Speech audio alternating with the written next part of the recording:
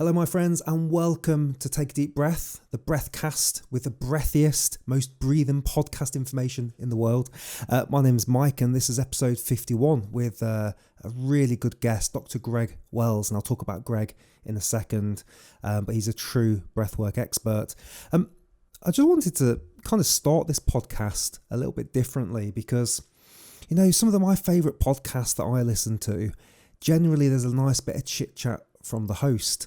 And I was watching old Brené Brown. I don't know if you've come across any of her work. She's got a TED Talk and a really good thing on Netflix. And she was talking about the power of vulnerability. And I realised that, do you know what? I'm a breath coach. I'm making all these breathing videos and things are going on. There's a lot of stuff going on in the breath world and a lot of stuff that I've been involved in. And I tend to, in these podcasts, just go boom, boom, boom. Here's today's guest. Here's a really good device maybe, or let's talk a bit about my breathing course, and then we just jump straight in. So I don't know how this is going to go down. I would love your feedback, but I want to just share a little bit more about my life and what's going on and talk a little bit more about breath stuff because it's been a crazy old year. There's a lot going on. I've just got back from Ireland where I was with Patrick McEwen and I've become a master instructor. So I'll be training people now how to become breath coaches, which is really cool. And there's been loads of stuff this year. There's been stuff with James Nestor. I've been in Costa Rica, been learning to free dive. And I want to talk about all that on a different podcast. But I just wanted to start off by saying, hey, I'm Mike, and I haven't really shared a lot about me on the podcast. And I'll share bits within the podcast, but not generally stuff. So, yeah, I think we'll get to know each other as the time goes on. My favourite podcast is Dr. Chris Ryan's Tangentially Speaking. And he's got a real good blend of just talking about what's going on in his life and then also introducing and talking to his guests. And I hope to bring a bit of that to this podcast as well. As the year comes slowly towards a close, there's just so much. And breathwork really feels like it's exploding right now. And there's so many things that feel like they're on the horizon as well. There's a Wim Hof movie coming out next year. I hear rumours that James Nestor, author of Breath, might have a documentary series coming out. And so it just feels like, to me anyway, breathwork is already big, but I think it's going to get really, really big. And that's really exciting because probably you're watching this now, you already know the power of the breath and how it can lower anxiety and help with depression and improve heart rate variability and a whole host of other things, improve sleep. And it's not just this woo-woo thing that people do. You know, sometimes I say, people say, what do you do? So I teach people how to breathe. And you often get the response, you know how to breathe. I've been doing it my whole life. Yeah, that's a bit cheesy. But so people are starting to awaken to this. And it's, Wim Hof's obviously done a great job of that. I always say that he's a gateway drug into breath work. And he was my gateway drug into breathing. So what's going on in my world right now? So we'll be going through this podcast in a second with Gregg Wells. I've got a lot of podcasts stored up because of this year being the way it's been. It's allowed me to kind of get a lot of conversations done, but not a lot of conversations out. And I made this pledge in the previous episode with Chris Williamson. You're going to see a lot more breathcasts coming out. So if you're listening to this, thank you. That's amazing. And if you're watching this, then brilliant. Welcome. And if it's your first time here, we talk about breathing, we talk about breath work. I try and get different people with different modalities on the show so that we can explore everyone's perspective on the breath, because there's not just one element of breathing. It can be spiritual, it can be for the physical athlete, it can be for the asthmatic, it can be for the person that's just wanting to improve their general well-being, it can be for all sorts of different things, digestive issues. So really trying to bring those guests. So we've got a backlog. We've got a few of these coming out. So I might even get to the point where I'm releasing 1 or 2 a week. I'll probably draw it to a close there. I'm working on an app at the minute called Breath Space, and that's coming out. Where are we now? On the 6th of September. That might even be out this month. That's really exciting. Because the team behind it have pulled together a lot of breath coaches, and it's not your typical sterile app where it's just a couple of bubbles. This is breath coaches like me and different people sharing breathing exercise, and you'll only be able to get that on Breath Space. So that's a little prelude to anybody still listening. I don't know if I've lost anybody at this point. Go, get on with the interview, which we will do now. But yeah, let me know kind of how you found this, if you like this sort of stuff. I feel like I've got more to share now. I started this podcast at the beginning of my breath journey, really. And now, after 2 full years more, there's a lot to talk about. So I'll probably be doing a solo Breathcast next, where I'm going to be talking about the things I've learned from the last 50 episodes, and try and bring you some real value there, and try and remember what's happened and who those beautiful, wonderful guests were. Anyway, let's talk a bit about today's guest. So Dr. Gregg Wells, I think I heard about him through James Nestor's book. I think he's in breath, but I need to double check that. He broke his neck in a young age, and something like that is going to drastically change your life. And he's wrote a book called The Ripple Effect. And that's looking at all the different things that you can do to improve your health. So it's not just about eating well. For example, if you sleep better, you're more likely to eat well. And if you're sleeping better, it's got all these other ripple effects. So really good book, worth checking out. I'm going to link to everything below. He's a PhD research on swimming and breathing, which is not something I know a great deal about. Typically when you're in the pool, your mouth breathing. And so those of you that have been with me for a while will know, oh my God, the mouth, maybe that's not always the most efficient way of breathing. And I hear some stuff about, well, actually it's a damp environment, a moist environment. So there's some stuff going on there. So it'll be interesting to pick his brains. We're going to have him back a second time as well. He looks at human performance and how the body deals with pressure. Psychologist, scientist, athlete and author. And just a really chilled guy. You'll see from the podcast, we're just having a really, really nice time. So without further ado, let's roll the credits and let's get into this podcast with Dr. Gregg Wells. Dr. Gregg, if you're watching this, hello. I'm sorry it took so blinking long to get this out here. I hope you'll forgive me. And I hope people watching this will click on the links after, go and check out his book, check out his YouTube channel. He's got some cool stuff on there as well. Okay, here he is, Dr. Gregg Wells. Thank you.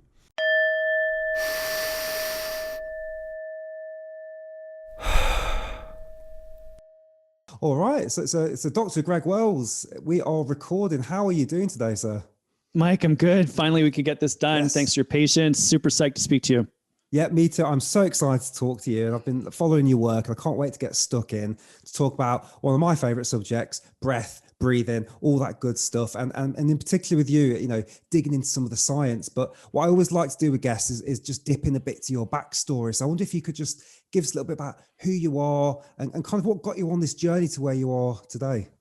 Got it. So yeah, thanks so much again for the opportunity to speak to you. Grateful for the chance to share some ideas with your audience, and really psyched just to chat because, extrovert. So have been in lockdown for 14 months. Just psyched to speak to someone live. Super cool. Anyway, background is born in Montreal, Canada, competitive swimmer growing up, moved to Toronto, Canada, and I became reasonably good at swimming. So was able to get onto our national youth team. When I was 15 years old, we were training down in Florida for an upcoming competitions. Unfortunately, was in a big wave, body surfing, crashed, broke my neck, and spent the next sort of 16 months recovering from that event. Ended up being fine, but had neurosurgery and all those sorts of things. It was able to return to swimming and swam through college, and most of my friends made the national team and the Olympics and all that sort of stuff. I didn't get there, but sort of followed that passion afterwards and took a degree in kinesiology to learn more about the human body, and then did a master's and PhD in human physiology. The PhD was actually mostly on breathing, so that's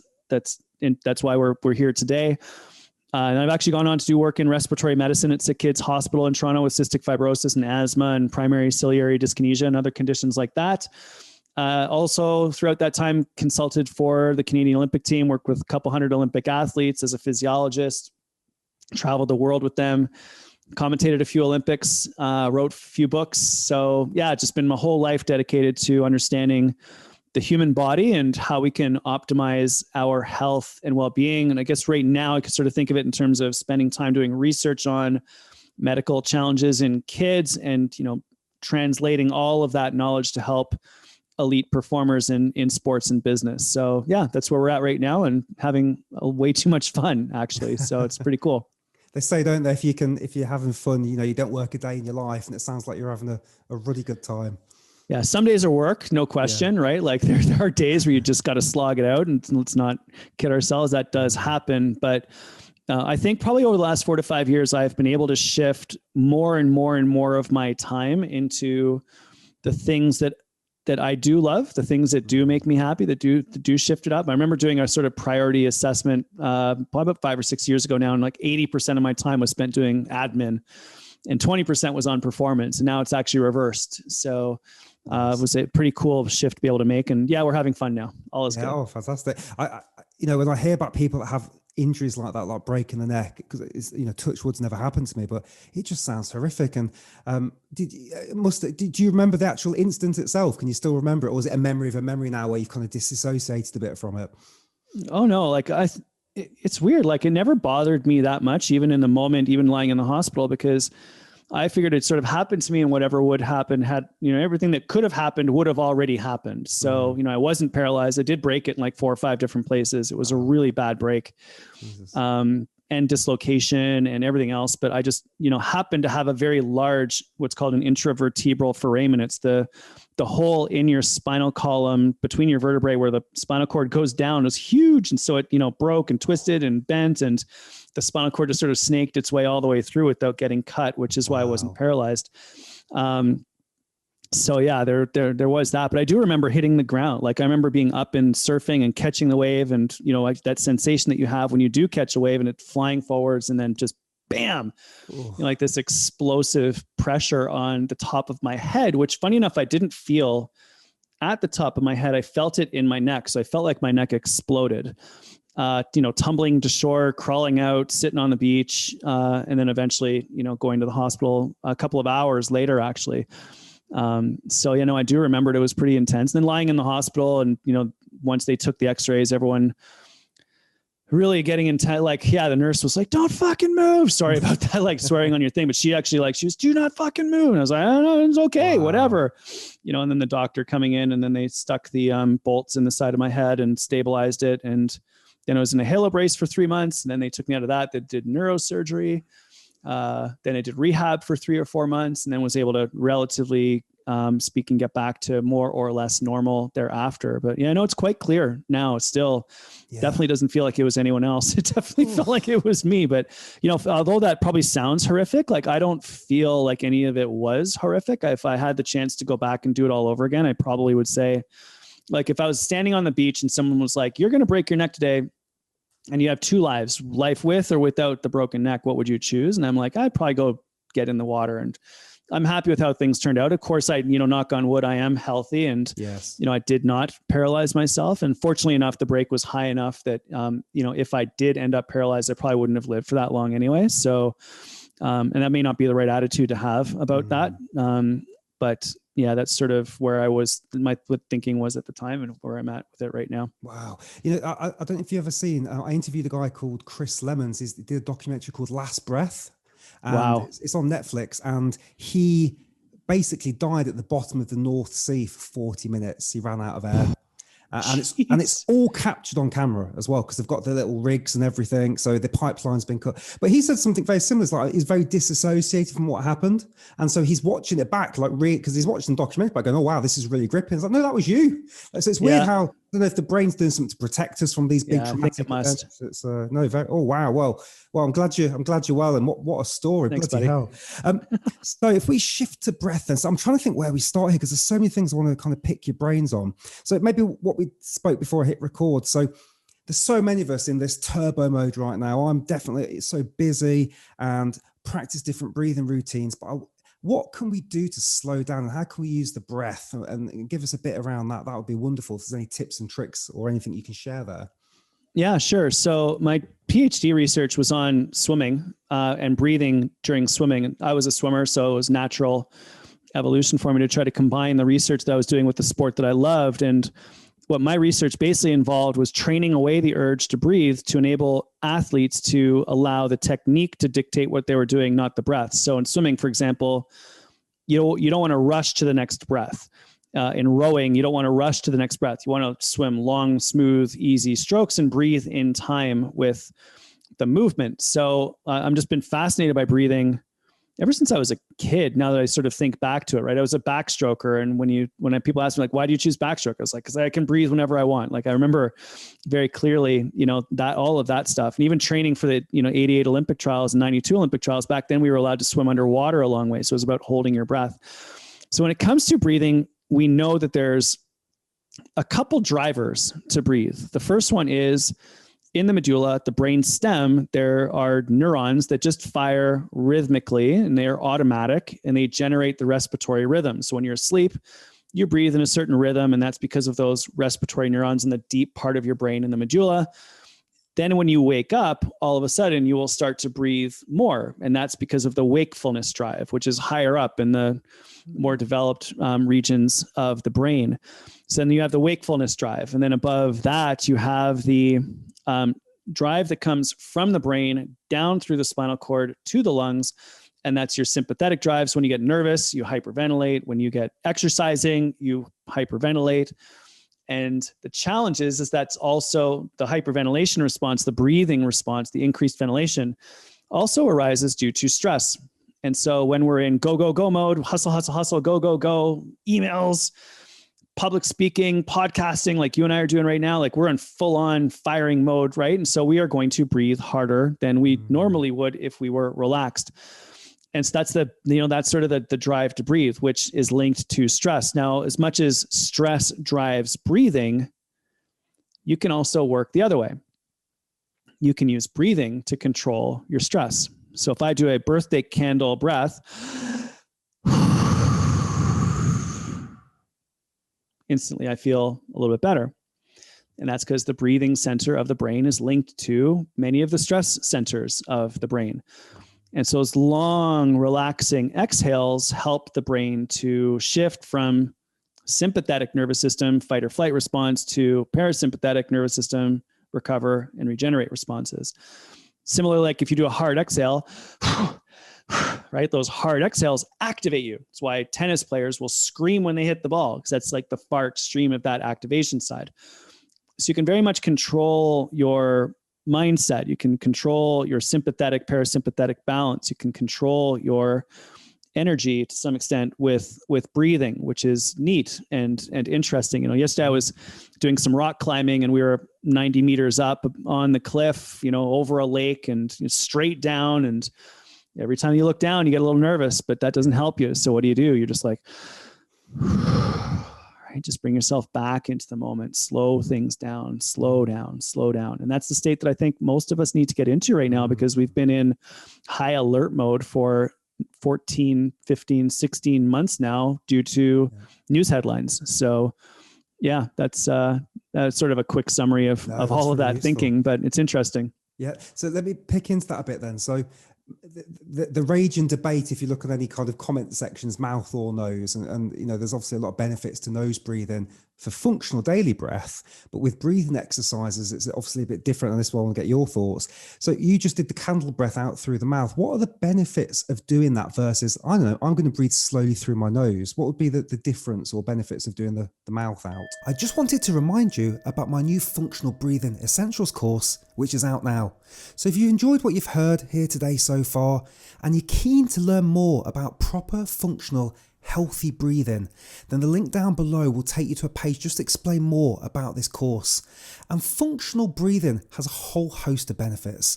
You can lower blood pressure, increase focus, get a better night's sleep, have more energy, more clarity, and just feel better within yourself. Because breathing is the rock bed foundation of good health.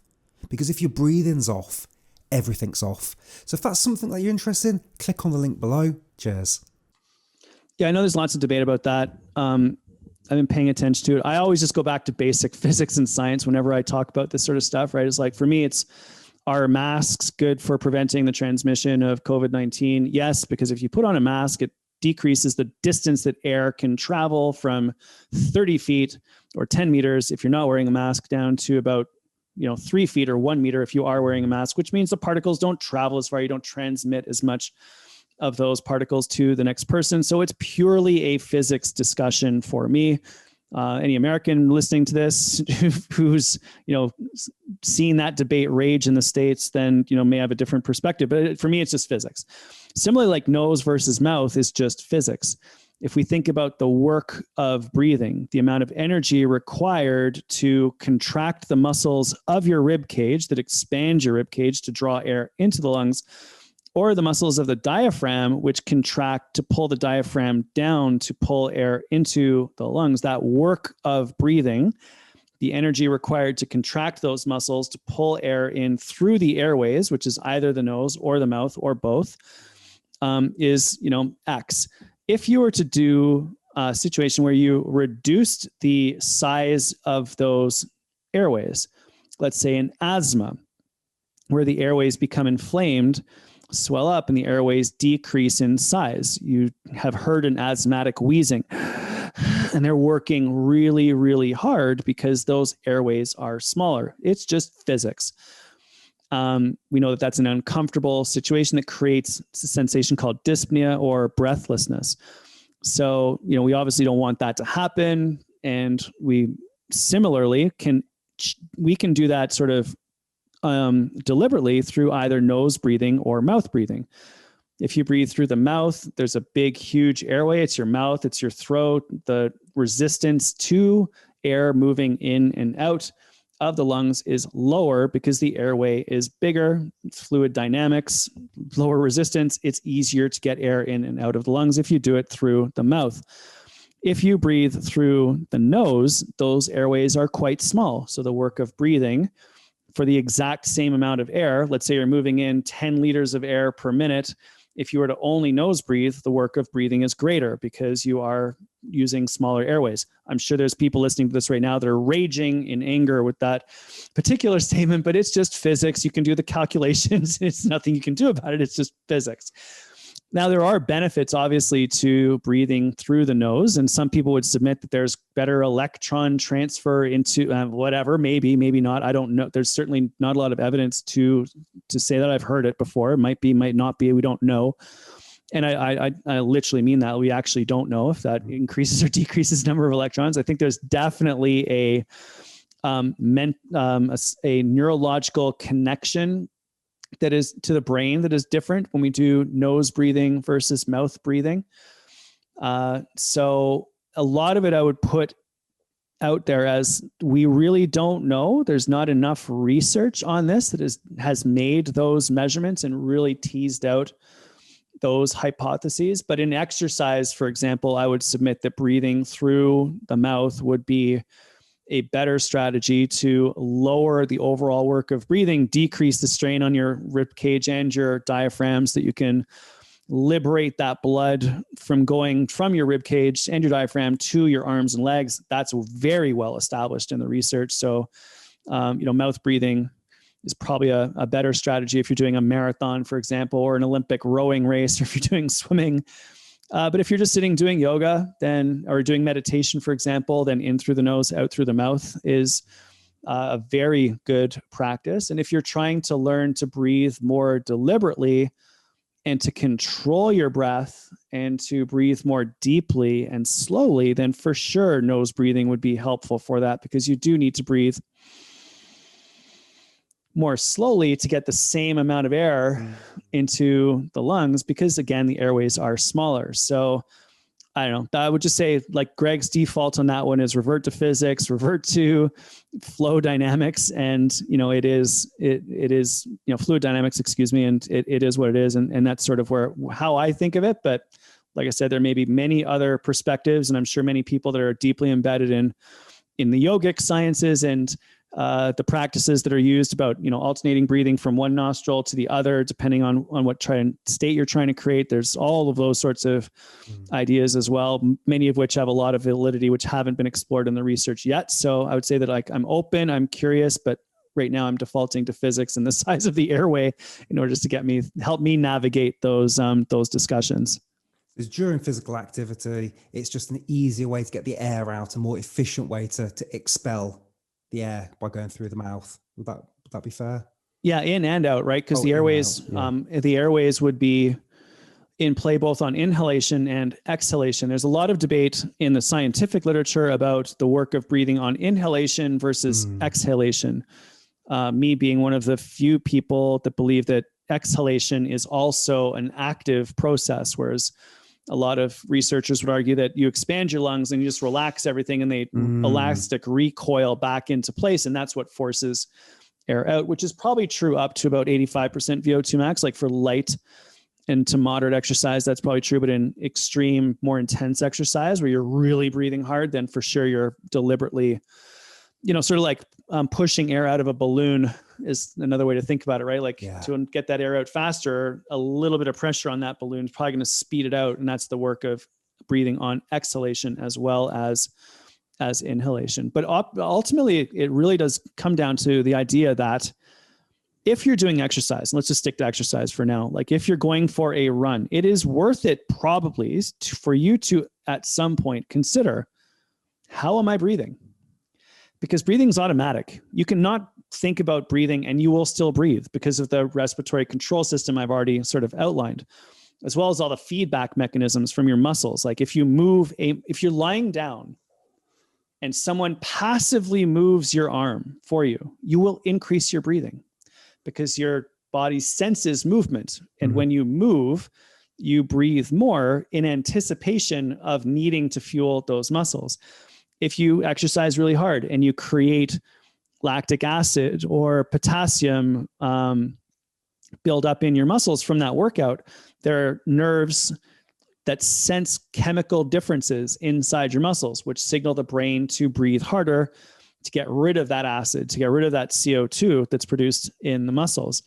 And so there's so many different feedback mechanisms happening, but ultimately it comes down to, how do we breathe? So if you're going out for a run and every once in a while you deliberately think about your breathing, am I breathing in a relaxed manner? Am I using my diaphragm? Am I breathing in time and rhythm with my movements? I mean, those are all great questions to ask. Can I breathe more easily? Going up this hill, can I relax my breath?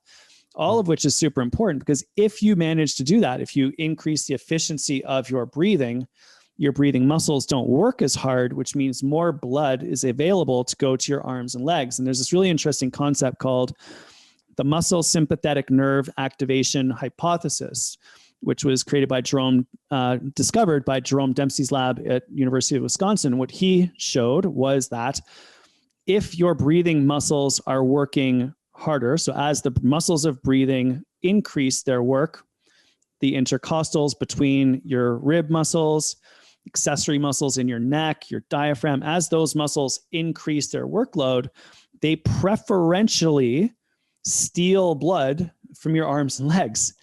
So if you're going for a run and you start breathing harder, your breathing muscles will take blood from your arms and legs to fuel themselves first. Makes sense. You need to breathe to live. Running can come second. And so that MSNA hypothesis, the muscle sympathetic nerve activation hypothesis, really does give us a rationale for, let's think about breathing, let's train breathing, let's breathe deliberately, and add that as part of our training practice when it comes to optimizing our athletic performance, whether that's yoga, swimming, rowing, cycling, running, whatever it happens to be. Breathing and movement are totally intertwined. We can move better by breathing more deliberately. Yeah. Oh, wow. Because I imagine that all of that system is using calories and, is burning, it's needing a lot of energy, isn't it, to get all that going? The diaphragm's a big old muscle as well. Yeah, that's really interesting. When it comes to swimming then, what were you doing with these people to get them to keep their breath held for longer? Can you talk me through some of the steps that you took there? Yeah, sure. So whether it's swimming or rowing or running, any movement that's trained and rhythmic, you can calculate speed that you travel. And the speed that you travel is distance per stride, how far you travel in 1 foot cycle for running, distance per stroke in rowing, how far do you travel in 1 stroke when you row? Same thing in cycling, distance per cycle, right? One pedal, 360-degree pedal stroke, how far do you travel? Swimming, same thing. How far do you travel in 1 stroke cycle times your stroke frequency? How fast do those things turn over. So if you turn over super fast with really short, choppy strokes, you don't go very fast. Think about being in first gear in the car. Similarly, if you're taking super long, crazy strokes, but not taking them very quickly, you also go slowly. That's being like fifth gear in the car and you can't get up the hill. Somewhere in between that is the optimal combination of distance per cycle and cycle frequency. Same exact thing happens in breathing. I hope this isn't too complicated, but anyway, so trying to explain it in a really logical way. So the same exact thing happens in breathing. You have breathing volume. How much air do I take in per breath? And breathing frequency, which leads to ventilation. Ventilation is liters per minute. And so you have breathing frequency times breathing volume. You end up with total ventilation, and that's how much breathing you actually do. Same thing happens in the heart, how much blood you pump per heartbeat times heart rate, right? And you end up with cardiac output. So it's all the same stuff. It's a universal human truth, basically, in physiology. And so when it comes to swimming, when it comes to rowing, when it comes to running, all of those sorts of sports, the game is trying to optimize heart function, cardiac output, same thing, heart rate, is what we look on often with those. Many people have heart rate monitors. It's a surrogate for that. And we also think maybe about optimizing breathing. And what we did with the swimmers, back to your question, was we worked on something called distance per breath. And instead of sort of thinking like, how far am I traveling per stroke cycle, we worked a lot with them on how far do you travel per breath cycle. So if you're breathing every 3 strokes, how many breaths do you take per length? We just worked on reducing that through a couple different strategies. One was called controlled frequency breathing. So we simply asked them to breathe less often on sets. So we would do sets where they would do breathing every 3 strokes, every 5 strokes, every 9 strokes, every 11 strokes, to teach them to hold their breath for longer as they did their workouts. They hated it. The reason why we don't like that sort of training is that when you do hold your breath, carbon dioxide levels increase, and carbon dioxide in the blood as it builds up is sensed by your chemoreceptors, which are little nerves that taste your blood for acid, for carbon dioxide, and they trigger your brain to make you breathe harder. And if you're like, I'm not going to breathe, then it's a battle between your physiology and your willpower. You can do that, by the way, if you just sit and hold your breath, right? If you hold your breath, at some point you will take that breath. That's your physiology overriding your willpower. And so we just taught them to extend that out. And that we showed that your chemo reflexes can be desensitized, which allows you to swim and train at a higher CO2 load to be able to have better technique. And that was pretty well established. The other thing we did was we did something called respiratory muscle training. So that was breathing through a device called a power lung, which was like a spring-loaded tube that they breathed through. You could adjust the resistance in it. So it's sort of like weight training for your lungs.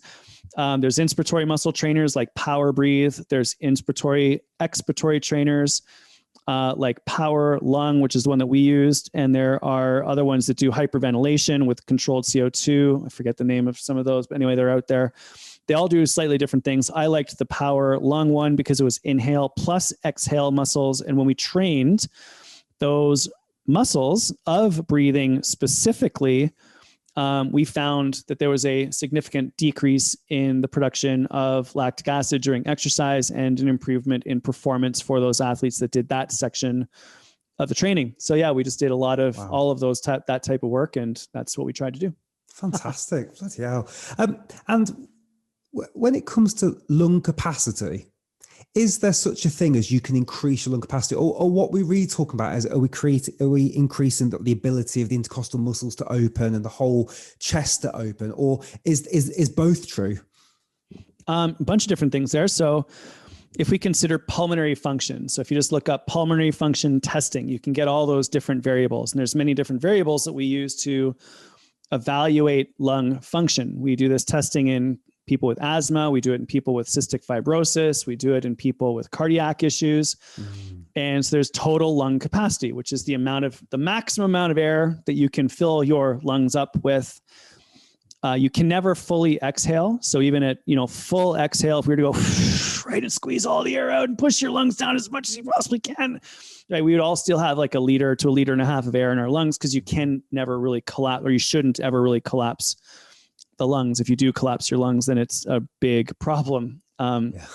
Sort of, it's pneumothorax, but you can imagine taking two pieces of glass and sticking them together with a little bit of water in between them. It's almost impossible to pull them apart, right? And that's what happens when our lung volume gets too small. It's almost impossible to take that breath in.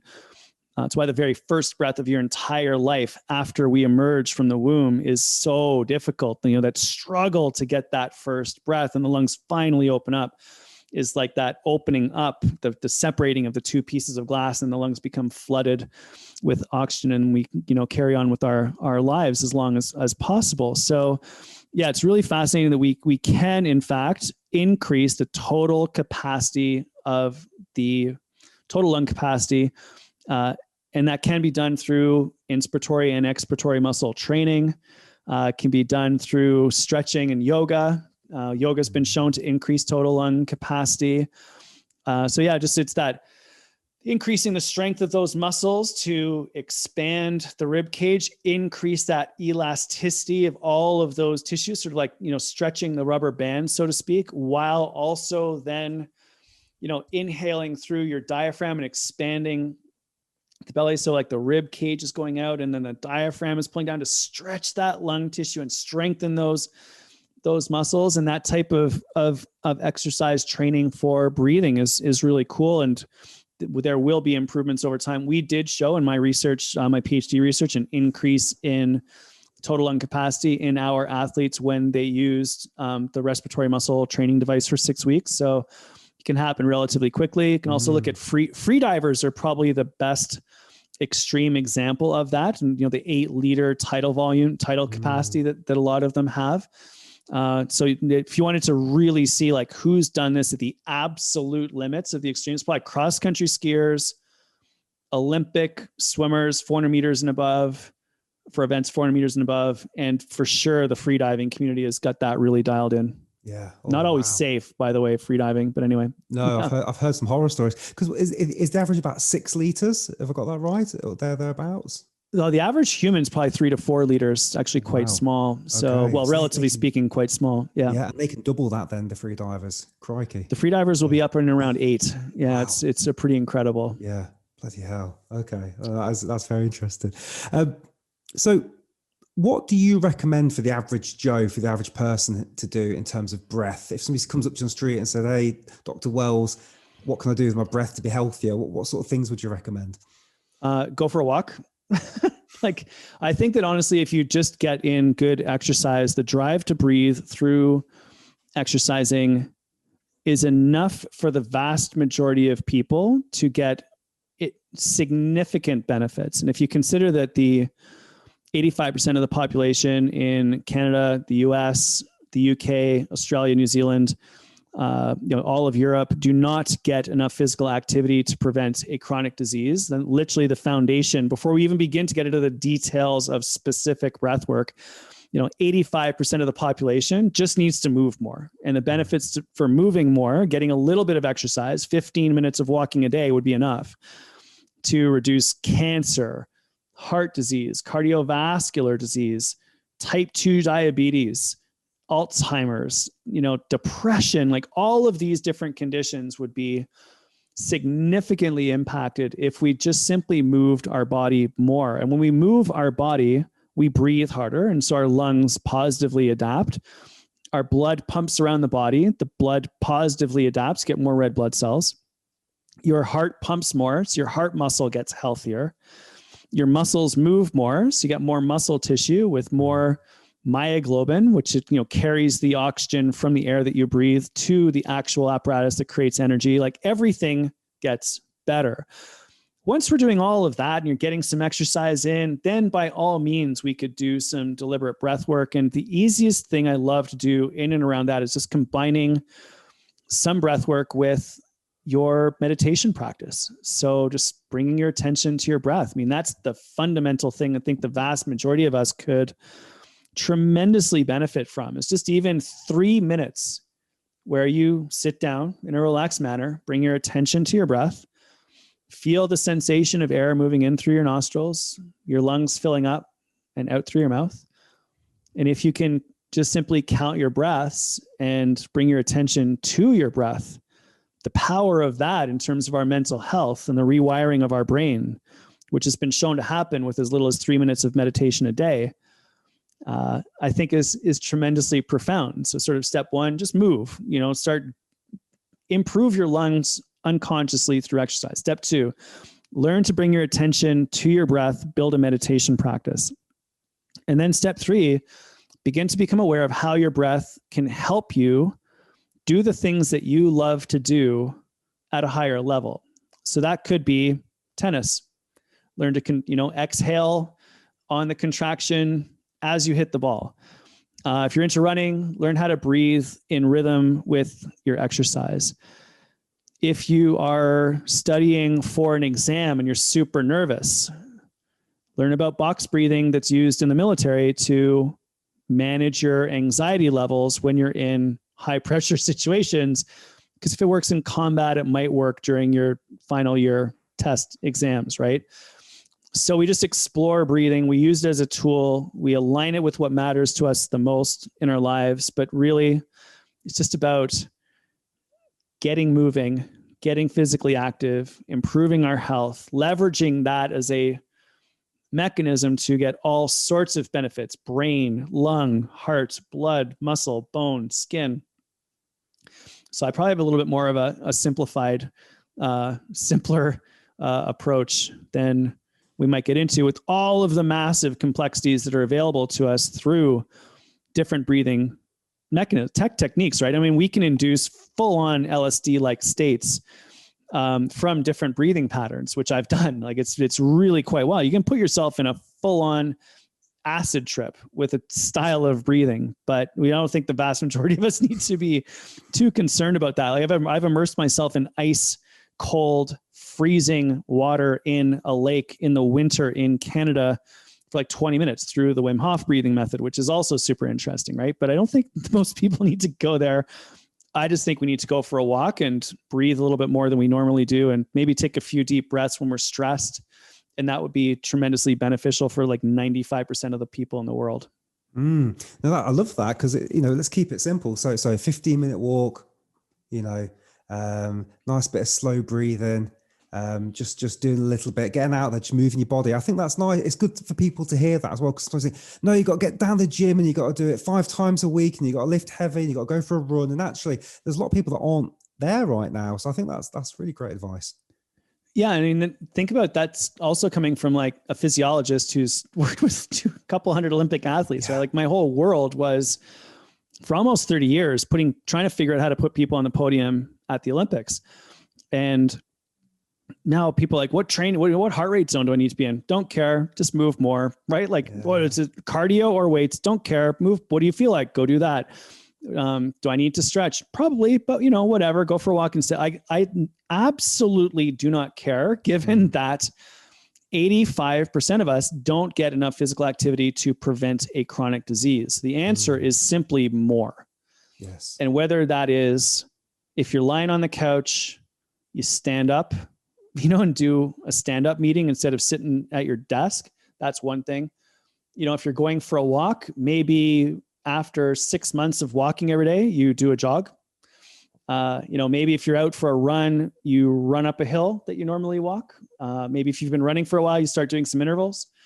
We just gradually progress and just do a tiny bit more micro steps. And then wherever you get to is fantastic. The key thing is we know that movement, breathing, heart, muscles, brain, all of it gets better when we move.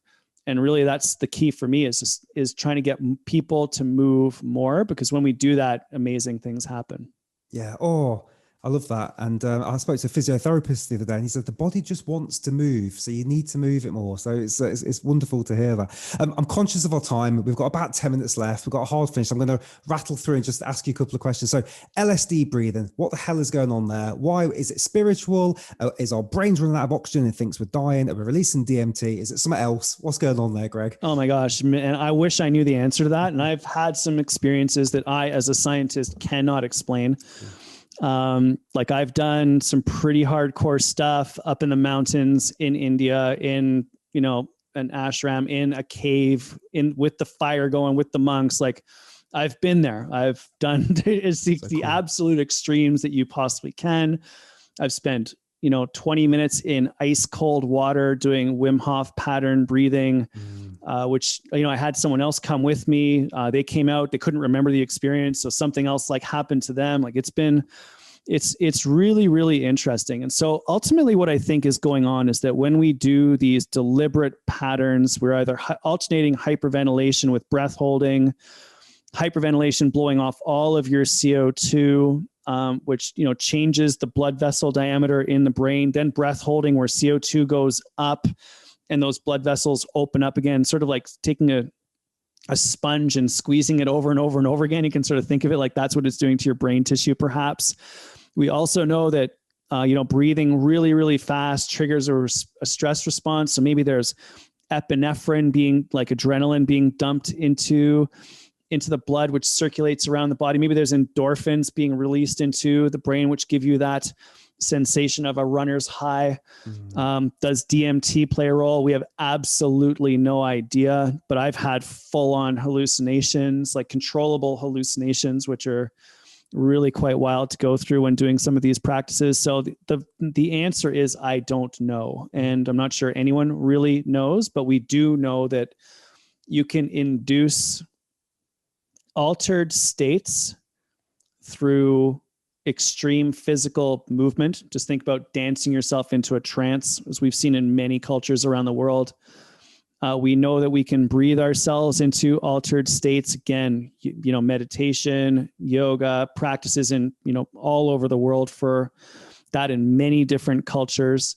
So this is, not something that's unique to the yoga practices in India. This is also First Nations practices in North America, and practices that we've seen through cultures in Africa, and even what's samurai practices in Japan. So like it's just very, very common throughout all of human history. So the answer is we don't know. But the really cool thing about I don't know is that I don't know, when you say that, prompts curiosity and exploration. And when we come back and we say we have a definitive answer, and it is that it releases 2 micrograms of DMT, and that then it's like, all right, whatever, we know the answer. The answer is we don't know. And when we don't know, that promotes curiosity. And that's a pretty amazing place when we consider that the knowledge that we have is so limited. There's so much more to learn about the human body, about the human brain, about the human experience. And we're, 1,000 years from now, we're going to look back upon, oh my gosh, look at how primitive their thinking was back in 2021. Right. And so there's lots to learn, and we don't know all the answers, and we're having fun and we're exploring. And as you explore, the challenge that I would have for you is just to be thinking, does this make my life better? And if it does make your life better, if it makes you happier, if it makes you stronger, if it makes you fitter, if it makes you more resilient, if it improves your mood, then let's do more of that, right? Let's just deliberately craft a life that we're happy with. And if we can do that, then, we all win. So around all of that LSD type breathing, I have no idea. I've done it. It's pretty crazy. No idea. As a scientist, I don't really know what was going on, but it's real. So we'll figure it out at some point in the future, but I don't think we know the answers right now. That's very exciting. And I'm glad to hear you say that, actually, because it would be a bit boring if you're like, it's this going on and that's it. There's nothing else. Whereas now we can still believe there's a bit of magic in the universe as well, and something else is going on there. Right. Last question. So You talked about tennis players, about the scream.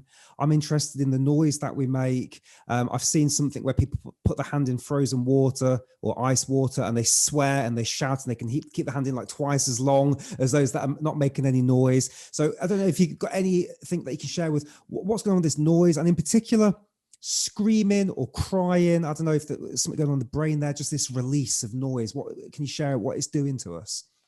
Yeah, it's really interesting, right? So if we think about what happens when a tennis player screams as they hit the ball, essentially what's happening is a hard exhale, as hard as you possibly can, in conjunction with contraction of the muscles that allow you to hit that ball. We know that the stress center is very closely linked to the breathing center in the brain. When the breathing center is more activated, it might light up the stress center of the brain as well, increase the amount of activity that comes down through the spinal cord, the increase in the signal to the muscles, which makes us stronger.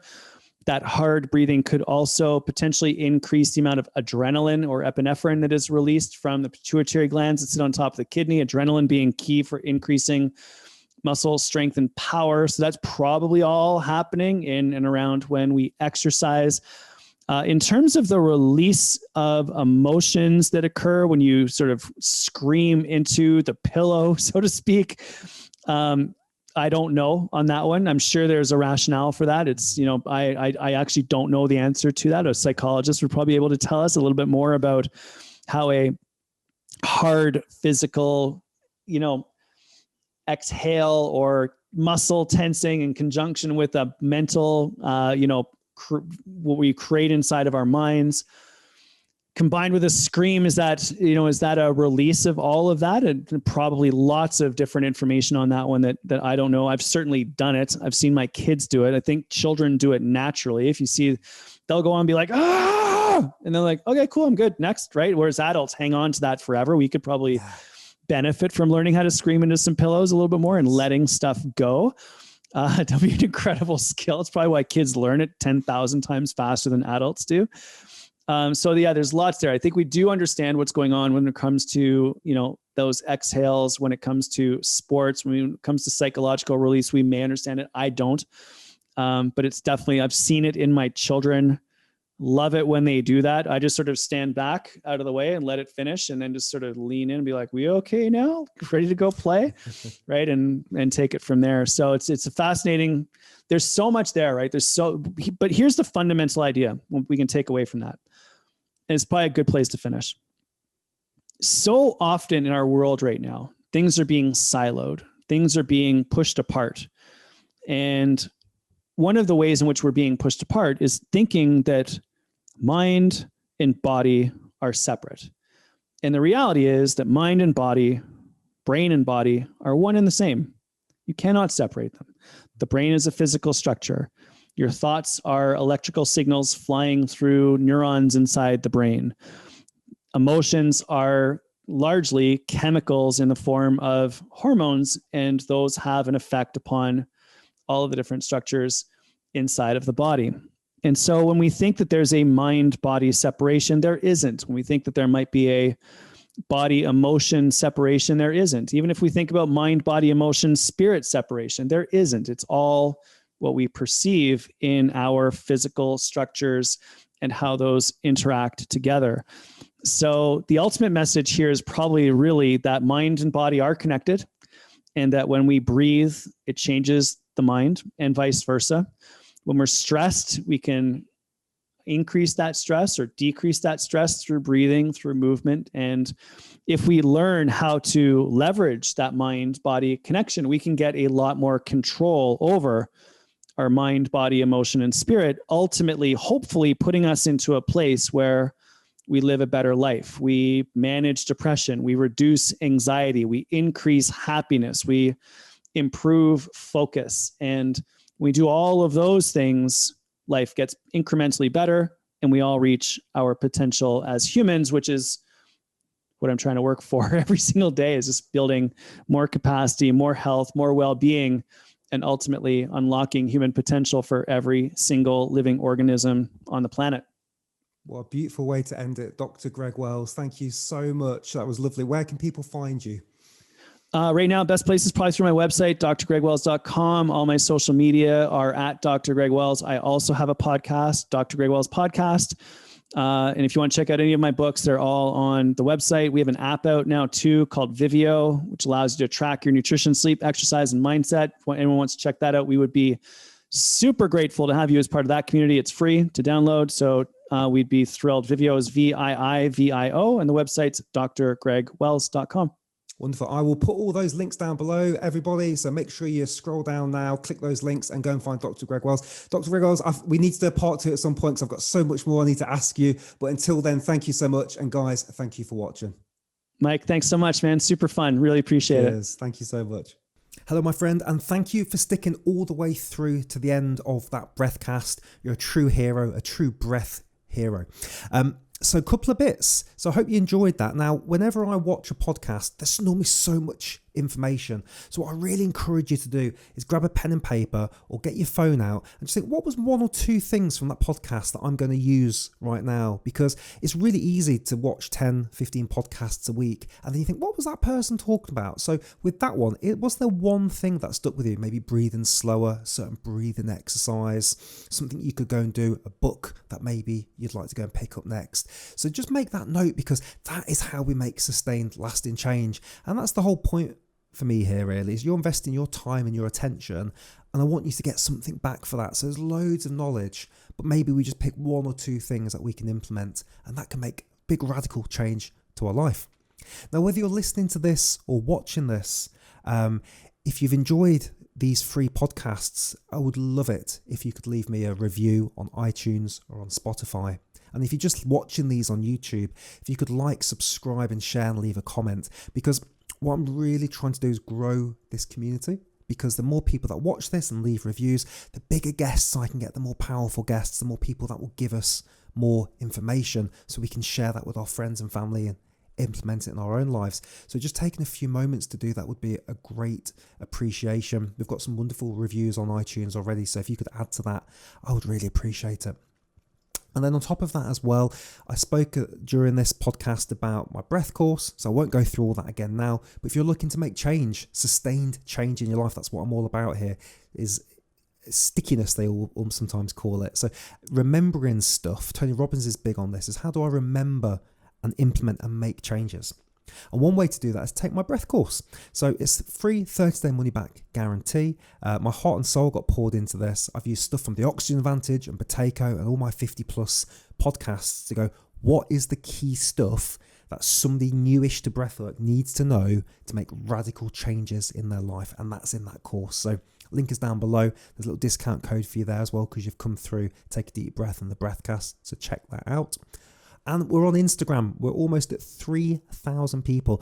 I'm going to be doing some morning breath work on there. So if you are interested in free live breathing with me and we can interact, then hop on over to Instagram, takeadeepbreath.co.uk.